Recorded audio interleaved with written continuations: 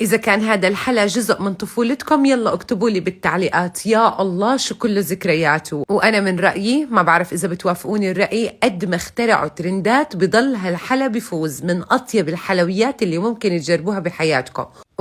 عندي سر صغير، لتطلع معانا طبقة الجيلي متماسكة وعمرها ما بتنزل معاكم على طبقة الكاسترد. هذا الشيء اللي رح نتعرف عليه مع بعض خلال الفيديو اليوم. سواء عندكم فراولة أو حبيتوا تستغنوا عنها بيمشي الحال. أكيد رح أعطيكم البدائل. فكالعادة أحبائي يلا ننزل على التعليقات، نصلي على الرسول، أكسب أجر أنا وإنتو. بتمنى هلأ وإحنا عم نحضر بالفيديو نضغط لايك، هذا اللايك كتير بفيدني وبيدعمني. أيضا خذوا الفيديو مشاركة على صفحاتكم، أي وقت حبيتوا تطبقوا هالوصفة بيكون هالفيديو مرجع لإلكم. ونقول بسم الله ونبدأ. بالبايركس مقاس 24 بدأت أصفت ب2 باكو من البسكوت، كسرتهم كيف ما عم بتشوفوا، لو حبيتوا تصفطوهم بيمشي الحال.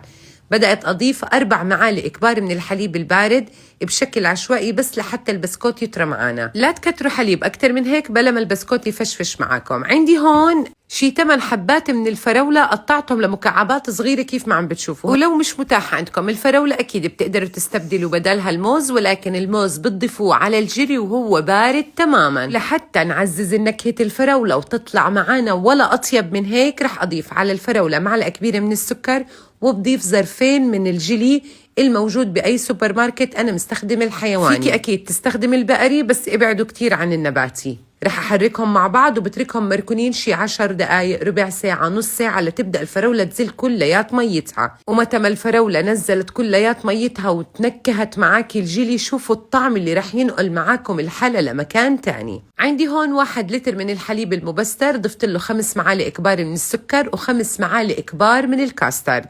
هلا اكيد بتقدري تستخدمي الحليب المجفف، لكل كوب مي بدنا معلقتين من الحليب المجفف. كل شي عملته دمجتهم مع بعض على البارد. بعد هيك مباشرة رح ارفع طنجرتي على النار مع استمرار التحريك ليبدأ عندي الكاسترد ويوصل لمرحلة الغليان ويشد معنا بهذا الشكل. ما تشيلوا ايدكم منه ابدا، كلنا بنعرف انه الكاسترد مثل النشا ممكن يكبتل معكم. رح أضيفه فوق البسكوت ورح أتركه يبرد بدرجة حرارة الغرفة. بعد هيك لتاخدي قوام ممتاز دخليه على الثلاجة ما يقارب نص ساعة. وبهذا الوقت مباشرة رح أبدأ أحضر للجيلي. أنا ضفت على الجيلي فقط كوبين من المي بدرجة حرارة الغرفة، ما تضيفوا كوب ونص أو تتبعوا التعليمات اللي مكتوبة عندكم على العبوة أبدا. برفعه على النار كيف ما شفتوا ليوصل عندي مرحلة الغليان. بعد هيك بتركه أيضا يبرد بدرجة حرارة الغرفة.